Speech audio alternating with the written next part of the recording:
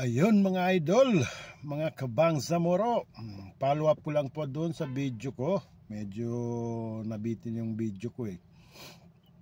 So yun nga po, ang sabi ko doon ay hindi naman kami tutol sa mga nagninegosyo o gumagawa ng munting pagkakitaan. Pero ang sa akin lang po ay wag naman po sanang gagayahin niyo yung aming mga ginagawa. Sino pang magiging customer natin? Nasa sa isang lugar lang po tayo. Dapat nag-iisip din kayo ng mga ibang produkto o ibang gagawin na pagkakitaan. Oo, kasi lahat tayo gusto nating kumita. Lahat tayo gusto nating kumita. Kaya nga tayo nandito sa abroad para kumita eh. Oo. So ngayon, ba't na kami pag alam namin na ginagawa ng iba naming kasamahan or mga kasamahan ay iniiwasan po namin na magaya yon kasi ayaw namin na sumama ang loob ng tao na yon. Dapat ganun din po kayo, nag-iisip din po kayo na meron kayong nasasagasaan. Oo. Ito, pasensya na po talaga at ako ay nagsasalita na rito dahil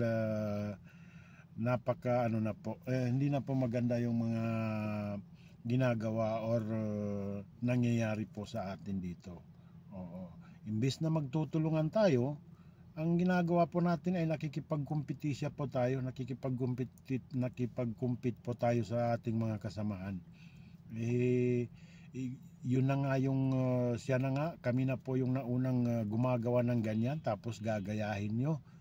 Sino pang magiging customer natin? Siyempre kami, ang ginagawa po namin, pag nagpo-post po kami, nag-aantay lang po kami ng tawag. Hindi po kami yung tatawagan namin yung mga kasamahan na gusto mong mag-order, gusto mong umorder ng ganito. Hindi po. Nag-aantay lang po kami ng tawag. At saka tawag dito, yun nga po ang ginagawa namin, inaantay na lang po namin yung tawag ng mag-order. Siyempre pag tatawagan mo yung mga yan at siyempre kasamahan din, mga kaibigan din, mapipilitan po silang mag-order sa inyo dahil siyempre tinawagan mo at inoffer mo yung produkto mo. Oo. Kaya sa mga gumagawa po at gustong kumita rin po, hindi po kami tutol dyan. Okay po yan. Yan po yung gusto natin lahat dito. Kami po ay gusto namin sa atin dito lahat ay kumita. Oo, para naman po makaluwag-luwag tayo. Pero wag naman po yung may masasagasaan tayo.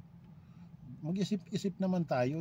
Mag-isip tayo ng ibang paraan kung paano kumita. Hindi yung nakita mo yung kasamahan mo na gumagawa ng ganyan, ganito, gagayahin mo rin. Paano na lang, sino na lang ang magiging customer? Magiging hati pa. Sa bagay, ito naman talaga yung ugali natin eh. Kung ano yung pagkakakitaan, gagayahin natin. Oo. Hindi tayo marunong mag-isip ng sarili natin na sarili natin na idea. So hanggang dito na lamang po. Wala po akong hindi po ako nagsasabi na wag kayong magnegosyo, wag niyo kaming gayahin. Pero wag naman po sana yung ikokopya nyo or gagawin nyo yung ginagawa rin namin. Yun lang po ang aking pakikiusap dito. Oo. Hindi naman po masama magnegosyo eh. Lahat tayo gustong kumita. Pero wag mong gayahin yung ginagawa ng kasamahan mo. Sino pang magiging customer nyo? Oo. So yun lang po. Salamat po. Sana po ay masaya.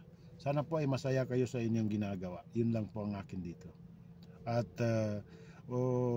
paalala lang po at sa lahat po, sa lahat natin dito na magkakasama sa isang lugar, ito lang po ang hinihiling ko sa inyo.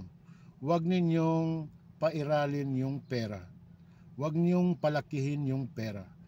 Mas maganda siguro kung mas mahalaga yung pakikitungo at samahan natin dito. At yun yung masasabi kong mahaba at hanggang sa kamatayan ang kabutihan. Ang pera po ay mauubos din. Mauubos at mauubos din yan. Pero yung kabutihan at magandang pakikitungo mo sa kapwa mo ay yan po yung long life. Yan lang po ang paalala ko. Okay po, maraming salamat. Assalamualaikum warahmatullahi taala wabarakatuh. Pasensya na po sa mga tinatamaan nito, okay? Yung sa akin lang po ay nagsasabi lang po ako ng totoo. Salamat po. Bye-bye.